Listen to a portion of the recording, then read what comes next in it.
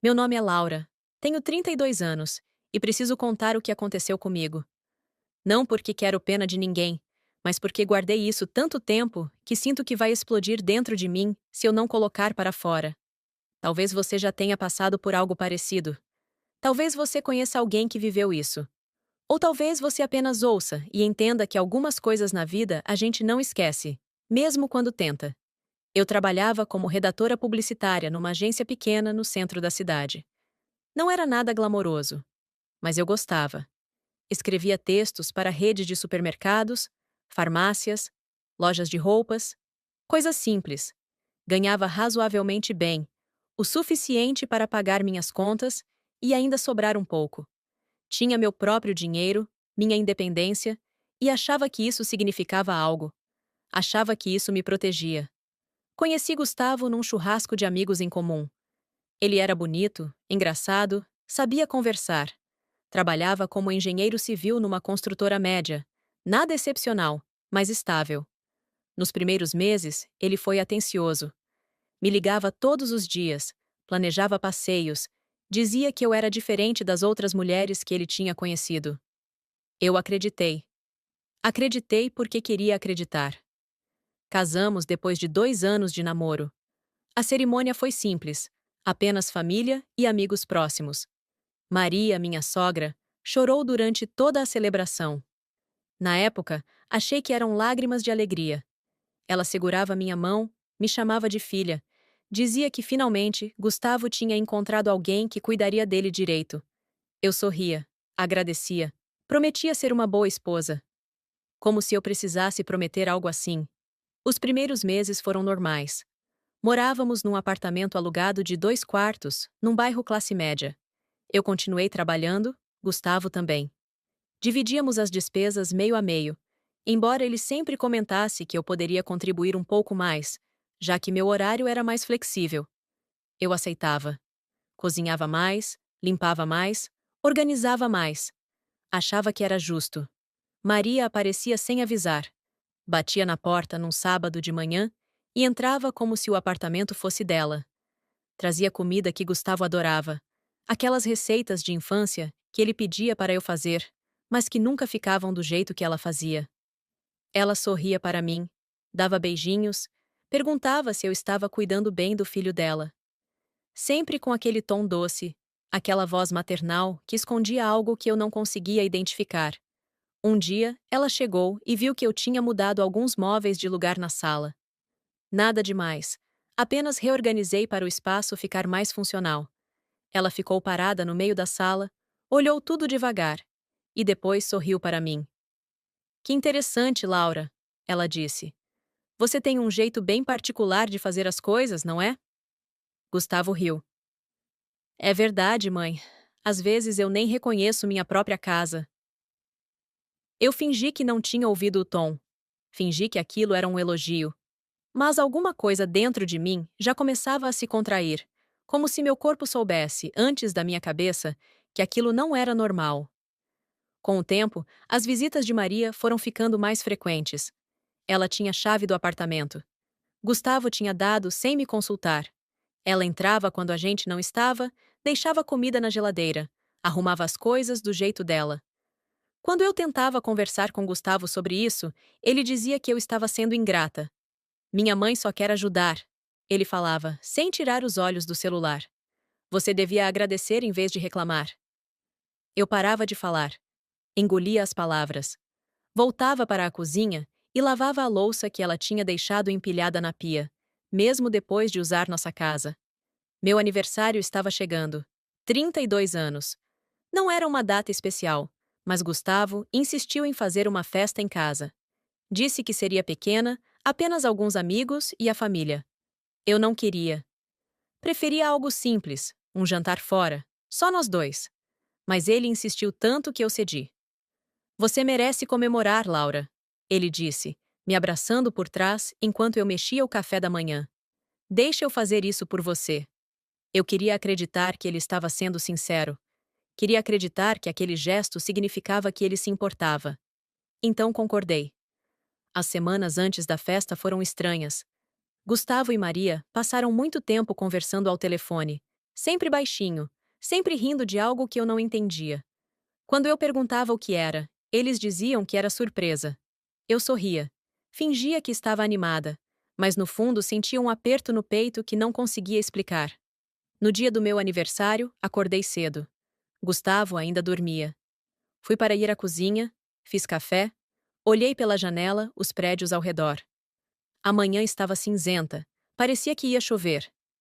Eu me senti estranhamente vazia, como se aquele dia não fosse meu, como se eu estivesse assistindo à vida de outra pessoa. Gustavo acordou perto das 10 horas. Me deu um abraço rápido, disse parabéns sem me olhar nos olhos e foi direto para o chuveiro. Não tinha presente, não tinha flores, não tinha cartão. Pensei que talvez ele fosse me dar algo mais tarde na festa. Eu ainda tinha esperança. À tarde, comecei a arrumar o apartamento. Gustavo saiu para buscar os salgadinhos e as bebidas. Maria chegou antes dele, carregando sacolas enormes. Ela usava um vestido vermelho bem arrumado, maquiagem perfeita, cabelo feito em salão. Parecia que ia para um evento importante. Laura, querida, ela disse, me dando um beijo no rosto. Deixa eu te ajudar com isso. Ela não esperou minha resposta. Entrou e começou a reorganizar tudo o que eu tinha feito. Mudou as toalhas de lugar, trocou os copos, refez a disposição dos pratos. Eu fiquei parada na cozinha, vendo ela desfazer meu trabalho como se eu não soubesse fazer nada direito. Quando Gustavo voltou, ele cumprimentou a mãe antes de me cumprimentar. Eles conversaram rapidinho, riram de algo, e ele subiu para trocar de roupa. Eu continuei na cozinha, cortando limão para as bebidas, sentindo aquele nó na garganta crescer. Os convidados começaram a chegar perto das 7 horas da noite. Eram amigos do Gustavo, na maioria. Alguns colegas meus da agência também vieram, mas eles ficaram meio perdidos, porque não conheciam ninguém. Maria circulava pela sala como se fosse a anfitriã, oferecendo bebidas, contando histórias, rindo alto. Gustavo estava ao lado dela o tempo todo. Eu me sentia invisível na minha própria festa. Perto das 8 horas, Gustavo bateu numa taça com uma colher para chamar a atenção de todo mundo. As conversas pararam. Todos olharam para ele. Ele estava sorrindo daquele jeito que eu conhecia, aquele sorriso que significava que ele tinha algo planejado. Pessoal, pessoal, ele disse, levantando a voz. Hoje é um dia muito especial. É aniversário da minha esposa, da Laura. Algumas pessoas bateram palmas. Eu sorri sem graça, sem saber o que fazer com as mãos. Maria estava do lado dele, segurando o celular, filmando tudo. Aquilo me deixou desconfortável, mas eu não disse nada. E como todo mundo sabe, Gustavo continuou, eu sou um marido muito atencioso. Então eu preparei um presente muito especial para ela. Ele se virou e pegou uma caixa que estava em cima da mesa. Era uma caixa branca, quadrada, do tamanho de uma caixa de sapatos mais ou menos. Tinha um laço dourado em cima. Parecia bonito. Parecia caro. Eu senti meu coração acelerar, não de alegria, mas de algo que eu não conseguia nomear. Um medo estranho. Gustavo caminhou até mim e estendeu a caixa. Todo mundo estava olhando. Maria continuava filmando, o celular apontado para o meu rosto. Eu peguei a caixa. Era leve demais. Leve demais para ser o que parecia. Abre, amor, Gustavo disse, ainda sorrindo. Você vai adorar. Eu desamarrei o laço devagar. Tirei a tampa. Dentro da caixa tinha apenas papel de seda amassado.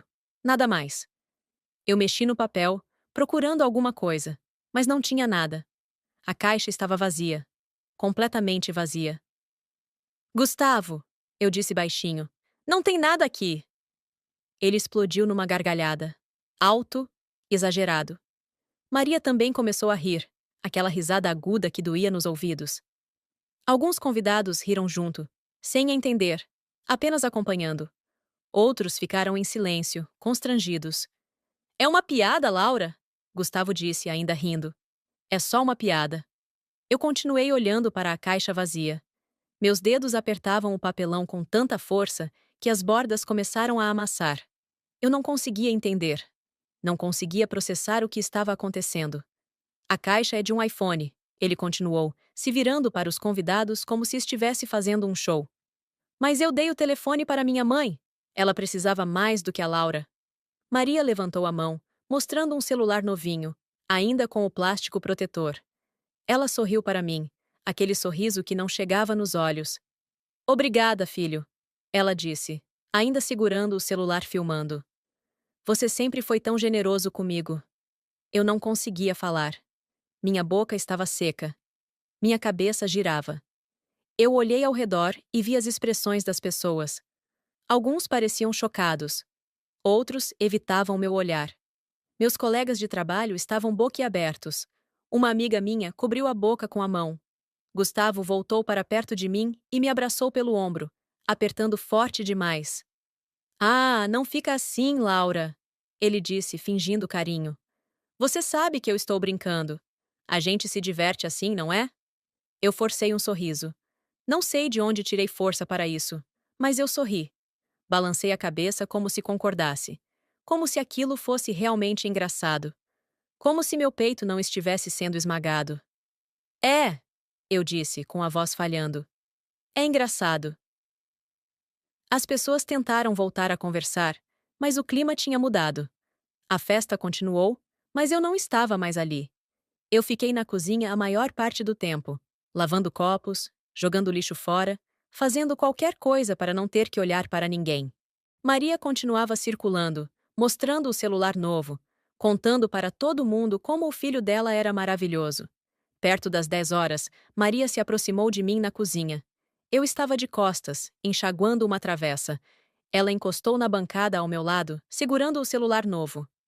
Laura, ela disse com aquela voz doce e venenosa. Você entende, né? Gustavo sabe que você não precisa dessas coisas. Você já tem o suficiente. Eu continuei lavando a travessa. Não olhei para ela. E além disso, ela continuou, você é nova ainda. Pode trabalhar e comprar o que quiser. Eu já estou velha, mereço essas gentilezas. Eu fechei a torneira. Sequei as mãos devagar. Respirei fundo. Olhei para ela. Está tudo bem, Maria. Eu disse, com um tom neutro. Não precisa explicar. Ela sorriu, satisfeita, e voltou para a sala. Eu fiquei ali, parada, segurando a toalha molhada, sentindo algo dentro de mim começar a quebrar. A festa acabou perto da meia-noite. As pessoas foram embora, algumas me dando abraços constrangidos, outras apenas acenando de longe. Meus colegas de trabalho saíram rapidamente. Murmurou desculpas que eu mal ouvi.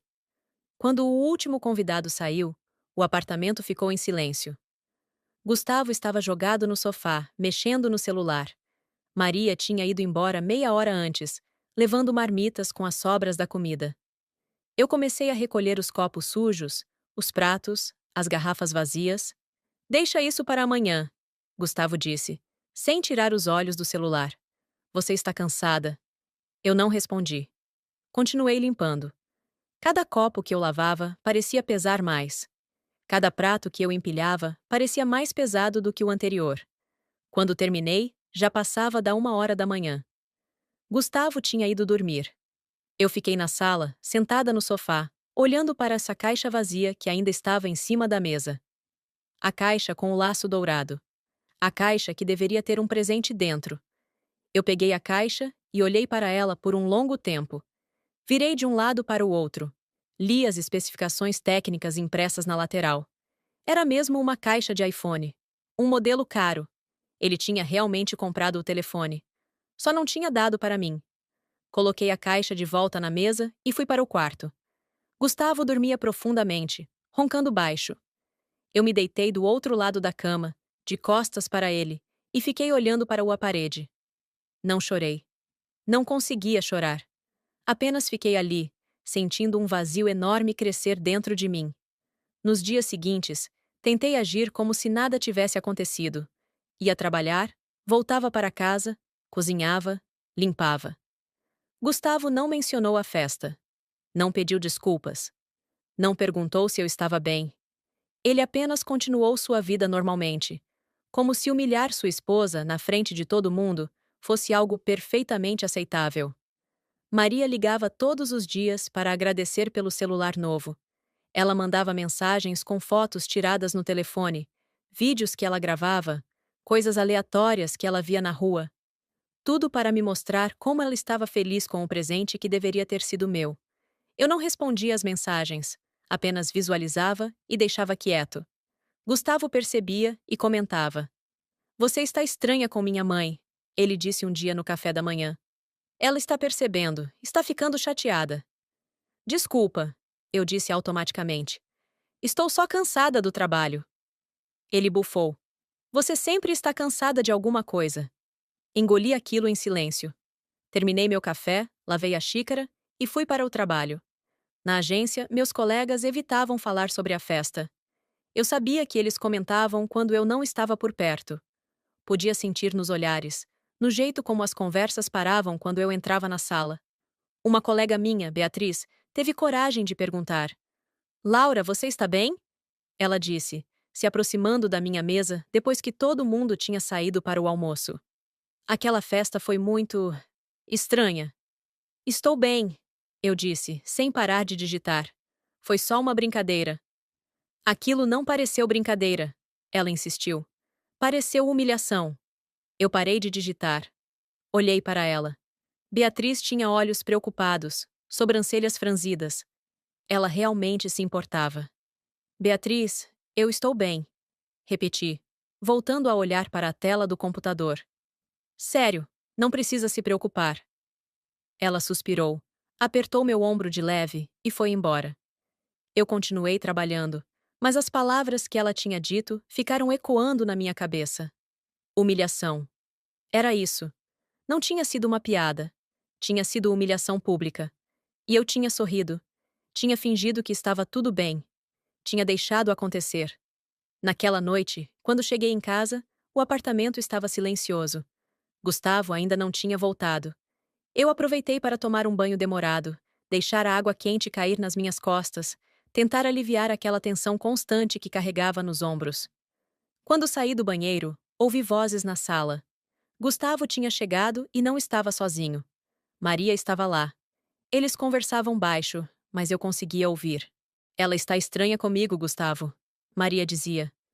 Não responde minhas mensagens? Não conversa direito quando eu venho aqui. Eu sei, mãe, Gustavo respondeu. Ela anda esquisita mesmo.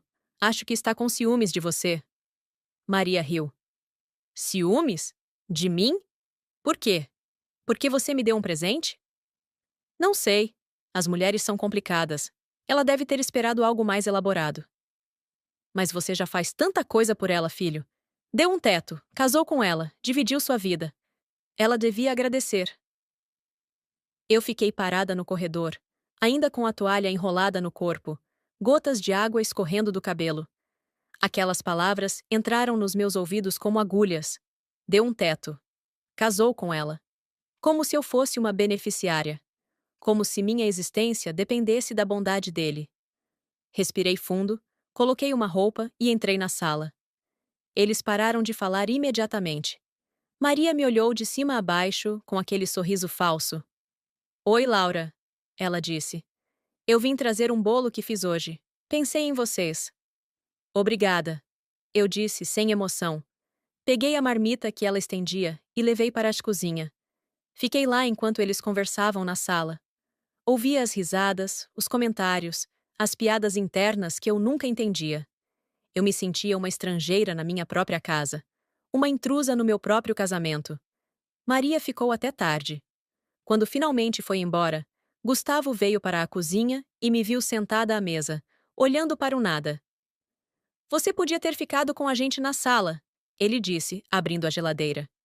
Minha mãe estava te chamando. Eu não ouvi, menti. Você anda muito distante, Laura. Isso não está certo. Eu não respondi. Ele pegou uma cerveja, fechou a geladeira com força e voltou para a sala para assistir televisão. Eu continuei sentada na cozinha, olhando para a mesa de madeira, vendo os riscos e marcas acumuladas ao longo dos anos, pensando em como tudo tinha mudado tão rápido. As semanas foram passando e eu fui percebendo coisas que antes ignorava. Pequenos detalhes, pequenas crueldades. Gustavo nunca perguntava como tinha sido meu dia. Nunca demonstrava interesse pelo meu trabalho. Quando eu tentava contar algo, ele pegava o celular ou mudava de assunto. Maria mandava mensagens para ele o tempo todo, e ele sempre respondia na hora. Mas quando eu mandava mensagem, ele demorava horas ou nem respondia. Um dia, cheguei em casa e encontrei Maria na cozinha, mexendo nas minhas panelas. Ela tinha usado a chave que Gustavo tinha dado sem me avisar.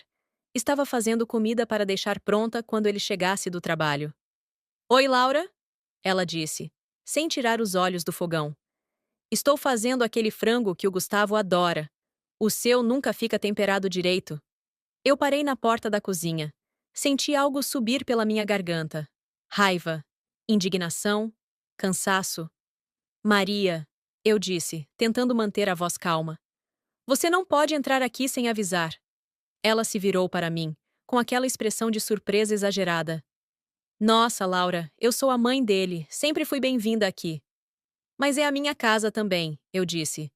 E eu gostaria de ser avisada quando você vier. Ela largou a colher, limpou as mãos no avental que ela tinha trazido de casa e me olhou com aqueles olhos frios. Entendi, ela disse, com um tom seco. Vou contar para o Gustavo que você não quer mais que eu venha aqui. Não é isso, eu tentei explicar. É só que... Está tudo bem, Laura. Ela me cortou. Eu entendi perfeitamente. Ela pegou a bolsa, tirou o avental e saiu sem se despedir. O frango ficou no fogão, pela metade. Eu desliguei o fogo, cobri a panela e fui para o quarto. Quando Gustavo chegou, ele veio direto para mim. Estava furioso. O que você fez com minha mãe? Ele gritou. Ela está chorando, dizendo que você foi grosseira com ela. Eu só pedi para ela avisar antes de vir. Eu disse, tentando me explicar. Ela não precisa avisar nada. Ela é minha mãe. Esta casa é tanto dela quanto sua. Gustavo, isso não faz sentido. Eu só quero um pouco de privacidade. Privacidade? Ele riu com desdém. Você está se achando demais, Laura. Minha mãe vem aqui para ajudar, porque você não dá conta de cuidar direito desta casa. Aquelas palavras me acertaram como um soco. Eu fiquei parada, sem saber o que dizer. Ele continuou. Você é egoísta. Sempre foi. Só pensa em você. Não agradece nada do que eu faço por você. Ele saiu batendo a porta. Ouvi o carro ligar, o barulho do motor se afastando. Ele tinha ido para a casa da mãe. Eu sabia. Fiquei sozinha no apartamento. Sentei no chão da sala e finalmente chorei. Não era choro de tristeza. Era choro de raiva contida, de impotência, de perceber que eu estava presa numa situação que não sabia como sair. Gustavo voltou no dia seguinte de manhã. Não pediu desculpas. Não falou nada sobre o que tinha acontecido. Apenas pegou roupa limpa e foi para o trabalho. E a vida continuou. Como se eu não tivesse sentimentos. Como se eu não importasse. Comecei a observar tudo com mais atenção.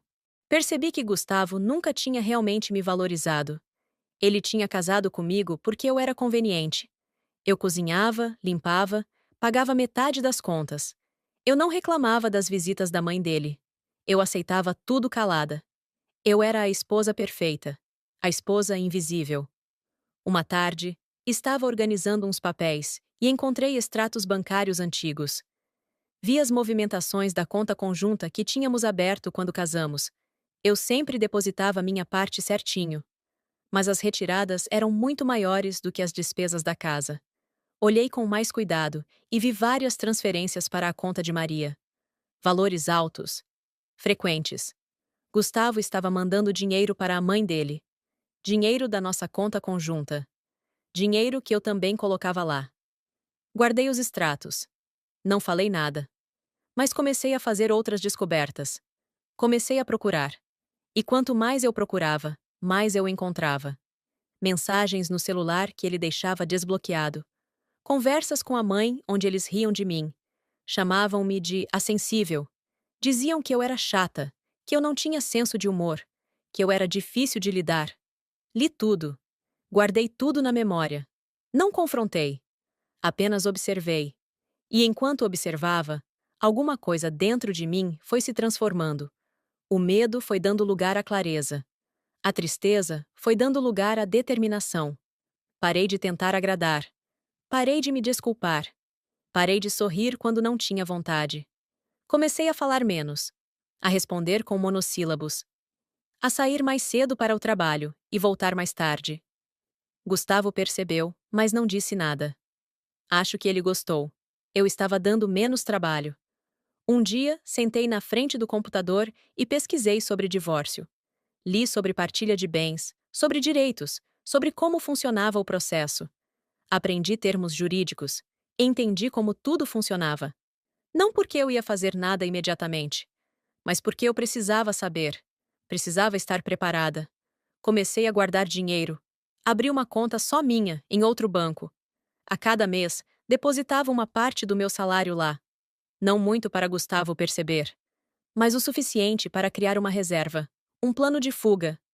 Conversei com Beatriz um dia, durante o almoço. Contei tudo. Ela ouviu em silêncio, apertando minha mão. Você precisa sair disso, Laura, ela disse. Isso não é casamento, é abuso. Aquela palavra me assustou. Abuso. Eu nunca tinha pensado nisso dessa forma. Mas ela estava certa. Era abuso emocional, era manipulação, era desrespeito sistemático. Eu sei, eu disse. Estou me organizando. Se você precisar de ajuda, me fala. Meu irmão é advogado. Ele pode te orientar. Anotei o contato. Guardei no celular. Ainda não era o momento, mas eu estava me preparando. 3 meses depois da festa do meu aniversário, Gustavo anunciou que ia fazer uma viagem com a mãe. Um fim de semana na praia. Ele nem perguntou se eu queria ir. Apenas avisou que ia. A gente precisa desse tempo juntos, ele disse. Minha mãe anda estressada. Tudo bem, eu disse. E realmente estava tudo bem. Eu estava aliviada. 3 dias sem eles. 3 dias de paz. Na sexta-feira à noite, eles saíram. Gustavo pegou a mala que tinha arrumado e colocou no carro. Maria estava animada, falando sobre os passeios que iam fazer. Eles nem se despediram direito de mim. Apenas saíram. Quando a porta se fechou, eu sentei no sofá e respirei. O silêncio do apartamento era maravilhoso. Não tinha tensão, não tinha medo. Apenas silêncio. Liguei para o irmão da Beatriz. Marquei uma consulta para segunda-feira. Ele foi gentil, explicou tudo com paciência. Disse que eu tinha direito à metade de tudo que tinha sido construído durante o casamento. Disse que o processo podia ser rápido se Gustavo não complicasse. Me passou uma lista de documentos que eu precisava reunir. Eu reuni tudo durante o fim de semana. Cópias de extratos, comprovantes, contratos. Organizei numa pasta. Escondi no armário do escritório, atrás de livros que Gustavo nunca abria. Na segunda-feira, voltei a falar com o advogado. Ele revisou tudo. Você tem um bom caso, Laura, ele disse. E você foi esperta em documentar tudo. Podemos começar o processo quando você estiver pronta. Eu quero começar agora, eu disse, com uma firmeza que surpreendeu até a mim mesma. Ele sorriu.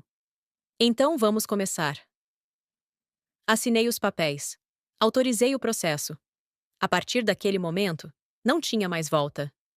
Gustavo voltou da viagem no domingo à noite. Estava bronzeado, relaxado. Maria tinha voltado para a casa dela. Ele entrou jogando a mala no chão, reclamando do trânsito, sem perguntar como tinha sido meu fim de semana. Eu continuei na cozinha, preparando meu jantar. Ele foi direto para o chuveiro. Quando saiu, encontrou a comida que eu tinha feito apenas para mim. Você não fez para mim? Ele perguntou, com aquele tom de indignação. Não, eu disse simplesmente. Achei que você ia jantar com sua mãe. Ele bufou, pegou o celular e pediu comida por aplicativo. Comeu sozinho na sala, assistindo televisão. Eu comi na cozinha, em silêncio, planejando os próximos passos. Na quarta-feira, Gustavo foi notificado. Um oficial de justiça foi até a construtora onde ele trabalhava e entregou os papéis do divórcio.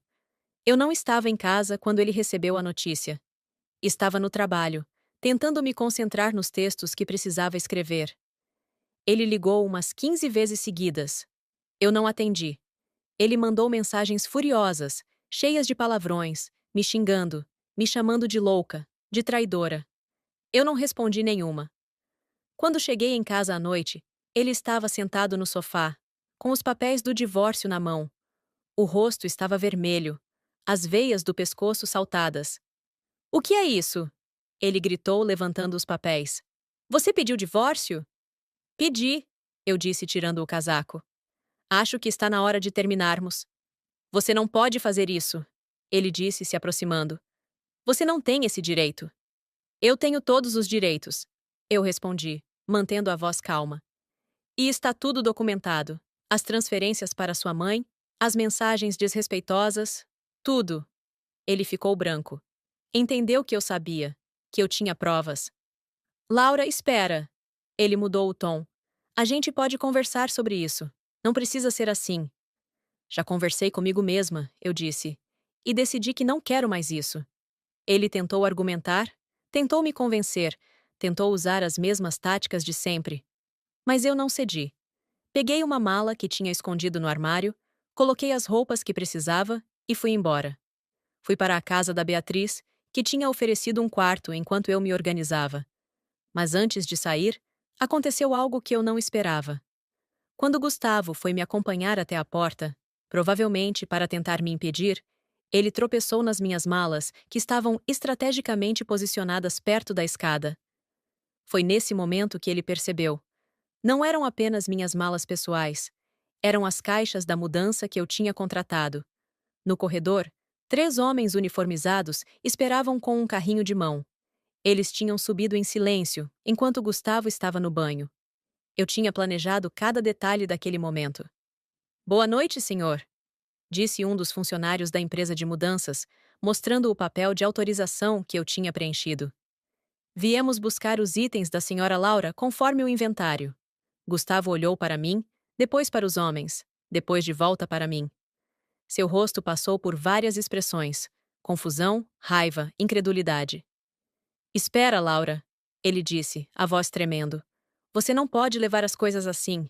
Estou levando apenas o que é meu. Eu respondi calmamente.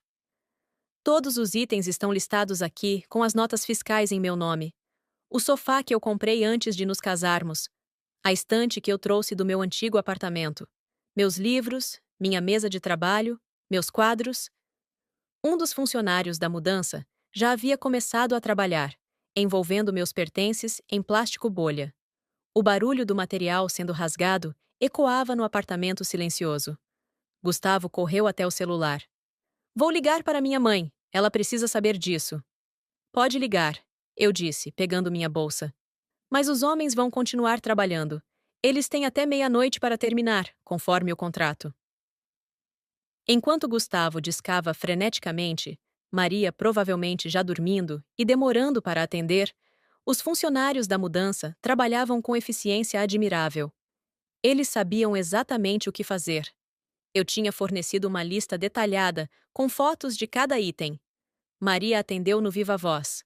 Gustavo, são 10 horas da noite. O que foi? Mãe, a Laura está levando as coisas embora. Tem gente aqui fazendo mudança? Houve uma pausa. Depois, a voz estridente de Maria. Ela não pode fazer isso. Isso é roubo. Ligue para a polícia. Um dos funcionários, o mais velho, se aproximou de Gustavo com calma profissional. Senhor, tudo está dentro da legalidade.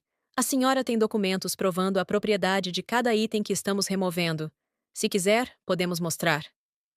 Gustavo olhou para o homem, depois para o celular, depois para mim. Ele estava perdido. Pela primeira vez, ele não tinha controle da situação. Laura! Maria gritava pelo telefone. Você está cometendo um crime! Vou processar você! Vou!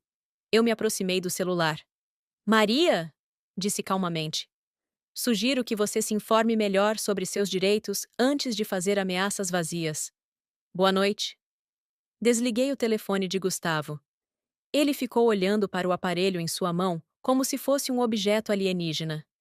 Os homens trabalharam por quase 2 horas. Embalaram, rotularam, carregaram. Gustavo ficou sentado no sofá que não era meu, assistindo seu mundo desmoronar caixa por caixa. Em certo momento, ele tentou falar comigo. Laura, por favor, vamos conversar sobre isso. Eu posso mudar. A gente pode mudar. Eu parei de supervisionar a mudança e olhei para ele. Realmente olhei. Vi o homem que eu tinha amado ou que pensei ter amado. Vi o homem que tinha me humilhado na frente de amigos e estranhos. Vi o homem que tinha escolhido a mãe em cada decisão, em cada conflito, em cada momento que importava. Gustavo? Eu disse, e minha voz estava firme. Você teve 3 anos para mudar. Teve 3 anos para me respeitar. Teve 3 anos para me tratar como sua esposa, em vez de uma funcionária insatisfatória. Agora é tarde. Mas eu te amo, ele disse. E pela primeira vez, havia lágrimas em seus olhos. Aquelas lágrimas não me comoveram. Não eram lágrimas de arrependimento genuíno. Eram lágrimas de quem estava perdendo conveniência, de quem estava perdendo controle. Não, Gustavo, respondi. Você ama o que eu fazia por você. Você ama ter alguém que cozinha, limpa, paga contas e não reclama. Mas você nunca me amou como pessoa. E eu levei tempo demais para perceber isso. Os homens da mudança terminaram seu trabalho perto da meia-noite. O líder da equipe me entregou um recibo detalhado de tudo que havia sido removido. Agradeci a cada um deles. Eles foram profissionais, discretos e eficientes. Quando estavam descendo com as últimas caixas, Gustavo fez uma última tentativa. E o chaveiro? Ele perguntou. Você vai devolver o chaveiro? Eu tinha esquecido completamente. O chaveiro que ele tinha me dado no nosso primeiro aniversário de casamento. Uma pequena placa de prata com as iniciais G e L, entrelaçadas. Eu o carregava todos os dias nas chaves do carro. Vasculhei minha bolsa, encontrei o molho de chaves. Removi o chaveiro cuidadosamente e o coloquei na mão dele. Fique com ele, eu disse. Dê para a próxima. Suas mãos se fecharam ao redor do pequeno objeto. Foi quando ele percebeu que estava realmente perdido, que não havia volta, que as mudanças que ele poderia ter feito, os gestos que poderia ter oferecido, as palavras que poderia ter dito, tudo isso era tarde demais. Saí do apartamento pela última vez. Na escada, passei pelo lugar onde ele tinha tropeçado nas malas. Sorri. Tinha sido proposital. Eu tinha colocado as malas exatamente ali, sabendo que ele viria atrás de mim, sabendo que ele ficaria atordoado ao ver os homens da mudança. Beatriz me esperava embaixo, no carro dela. Quando entrei, ela me abraçou. Como você está? Perguntou. Leve, respondi. E era verdade. Eu me sentia extraordinariamente leve. O processo de divórcio levou 4 meses. Gustavo tentou dificultar, pediu prazos, inventou desculpas. Maria apareceu na audiência, tentou falar com o juiz, dizendo que eu era uma aproveitadora. Mas os documentos falavam por si. As provas eram claras. Havia os extratos mostrando as transferências não autorizadas para Maria. Havia capturas de tela das mensagens desrespeitosas. Havia até mesmo o vídeo que Maria tinha feito no meu aniversário. Ela mesma tinha postado nas redes sociais dela, e várias pessoas tinham salvado como evidência do constrangimento público que eu tinha sofrido. O advogado de Gustavo tentou argumentar que tinha sido apenas uma piada de mau gosto. Mas a juíza, uma mulher de uns 50 anos com olhar penetrante, não achou graça nenhuma. Senhor, ela disse, olhando para Gustavo por cima dos óculos, humilhar publicamente um cônjuge não é brincadeira, é abuso psicológico. E desviar fundos de conta conjunta para terceiros sem autorização configura má administração de recursos comuns. Gustavo ficou vermelho. Maria, que estava na plateia mesmo sem autorização para falar, murmurou algo sobre injustiça. No final, consegui não apenas metade do valor que estava na conta conjunta, mas também compensação pelas transferências indevidas. Gustavo ficou com o apartamento, mas teve que me pagar minha parte de forma que ainda ficou devendo. Não era muito, mas era o suficiente para recomeçar. No dia em que o divórcio foi finalizado, saí do fórum e respirei o ar da rua. Era um dia ensolarado de abril. Tinha gente andando apressada, carros passando, vendedores oferecendo coisas nas calçadas. Tudo normal, tudo comum. Mas para mim, parecia diferente. Parecia mais leve. Beatriz me esperava do lado de fora. Ela me abraçou forte. Acabou, ela disse. Você conseguiu. Consegui, eu repeti, ainda processando. Nos meses seguintes, reorganizei minha vida.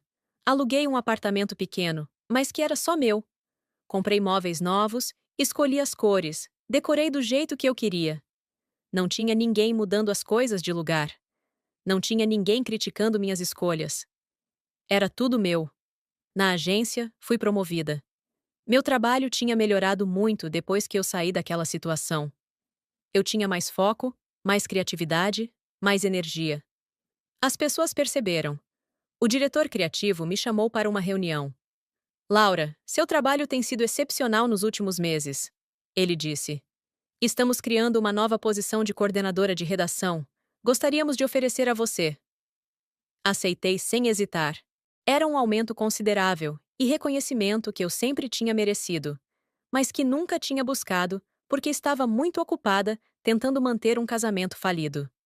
Um dia, estava no supermercado fazendo compras quando esbarrei com Maria. Ela estava sozinha, empurrando um carrinho cheio de compras. Quando me viu, ficou parada. Eu vi o choque no rosto dela, a raiva, o desprezo. Laura, ela disse com aquela voz cheia de veneno. Ouvi dizer que você está bem. Estou, eu disse, sem desviar o olhar. Você destruiu meu filho, ela continuou. Ele está sofrendo por sua causa. Eu respirei fundo. Antigamente, eu teria me desculpado. Teria me sentido culpada. Teria tentado me explicar. Mas não mais. Maria, eu disse, com uma calma que me surpreendeu. Eu não destruí ninguém. Apenas saí de uma situação que não era saudável para mim. E sugiro que você pare de se intrometer na vida do seu filho adulto. Ele tem 34 anos. Está na hora de ele aprender a viver sozinho. Ela ficou boquiaberta. Nunca tinha ouvido eu falar assim. Eu não esperei resposta. Continuei empurrando meu carrinho, terminei minhas compras e fui embora.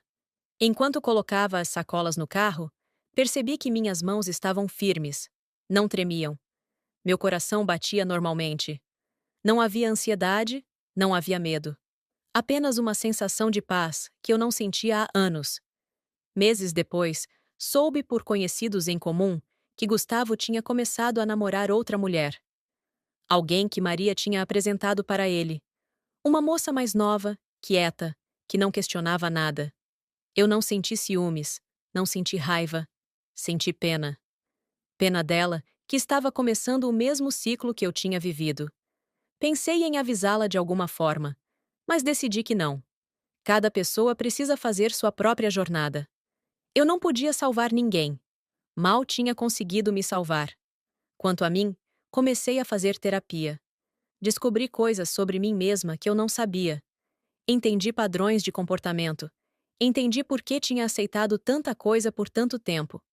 Aprendi sobre limites saudáveis, sobre amor próprio, sobre como identificar relacionamentos tóxicos antes de se envolver profundamente. A terapeuta, doutora Fernanda, foi gentil, mas direta comigo.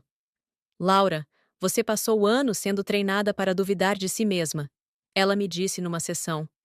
Seu ex-marido e sua ex-sogra usaram técnicas clássicas de manipulação psicológica. Eles te faziam questionar sua percepção da realidade. Eu me sentia louca às vezes, admiti, como se eu estivesse exagerando tudo. Essa era a intenção deles. Quando você começar a identificar esses padrões, vai perceber que não estava exagerando. Estava sendo abusada emocionalmente. As sessões foram duras. Tive que reviver muitas memórias dolorosas. Mas cada sessão era um passo em direção à cura. Cada insight era uma pedra a menos na mochila que eu carregava nas costas. Um ano depois do divórcio, estava num café com Beatriz, conversando sobre trabalho, sobre vida, sobre planos futuros. Meu celular vibrou. Uma mensagem de um número desconhecido. Era Gustavo. Laura, podemos conversar? Eu percebi que errei. Podemos tentar de novo? Eu li a mensagem. Mostrei para Beatriz. Ela revirou os olhos. Você vai responder? Ela perguntou. Vou, eu disse. E digitei. Não. Bloqueei o número. Guardei o celular. Voltei a conversar com minha amiga. Simples assim, sem drama, sem explicações longas, sem dar chances. Apenas. Não. Beatriz sorriu. Você mudou muito. Mudei, concordei. Aprendi a me respeitar. Semanas depois, Gustavo tentou novamente. Desta vez, apareceu na porta do prédio onde eu morava. O porteiro me ligou. Dona Laura, tem um senhor Gustavo aqui querendo subir. Diz que é ex-marido da senhora. Não autorize a entrada dele, respondi firmemente. E se ele insistir, ligue para a polícia. O porteiro, seu Antônio, era um senhor de uns 60 anos que tinha me visto chegar com aquelas caixas da mudança meses atrás. Ele tinha me ajudado a descarregar. Tinha visto eu chorando no elevador num dia particularmente difícil. Ele sabia. Entendido, dona Laura. Pode deixar comigo. Gustavo não subiu, mas deixou uma carta com o porteiro. Seu Antônio me entregou no dia seguinte, com uma expressão de quem sabia exatamente o que estava naquele envelope. Não precisa ler se não quiser, ele disse gentilmente. Agradeci e subi. No apartamento, olhei para o envelope por um longo tempo. Era uma carta escrita à mão. Reconheci a caligrafia de Gustavo. Pensei em rasgar sem abrir. Mas a curiosidade venceu. A carta era longa. 4 páginas de desculpas, de promessas, de alegações de mudança. Ele dizia que tinha entendido seus erros, que tinha brigado com a mãe, que estava fazendo terapia, que me amava de verdade, que daria tudo certo se eu desse uma segunda chance. Li tudo, cada palavra. E quando terminei, dobrei as folhas cuidadosamente, coloquei de volta no envelope e joguei no lixo. Não porque eu estava com raiva, não porque eu queria ser cruel, mas porque eu sabia, com absoluta certeza, que ele não tinha mudado. Pessoas como Gustavo não mudam em alguns meses. Eles só mudam a tática. Se eu voltasse, seria bom por algumas semanas. Talvez alguns meses. Ele seria atencioso, carinhoso, respeitador. Mas eventualmente, Maria voltaria a aparecer. As visitas não avisadas retornariam. Os comentários sutis recomeçariam. E eu estaria de volta ao mesmo ciclo. Eu tinha aprendido essa lição da maneira mais difícil possível. Não ia repetir o erro. Hoje, 2 anos depois daquela festa de aniversário horrível, minha vida é completamente diferente. Tenho um apartamento que eu amo. Tenho um trabalho que me realiza. Tenho amigos de verdade. Tenho paz. Ainda tenho a caixa vazia. Sim, aquela caixa. Eu a guardei. Não como lembrança de dor, mas como lembrança de força. Ela fica numa prateleira alta no meu closet. De vez em quando, eu atiro e olho para ela.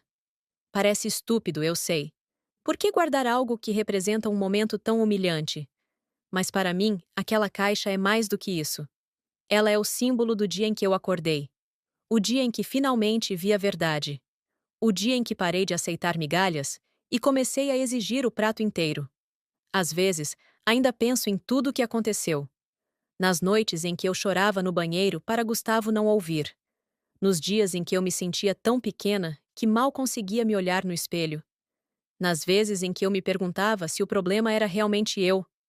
Mas hoje eu sei a verdade. O problema nunca fui eu. O problema eram eles.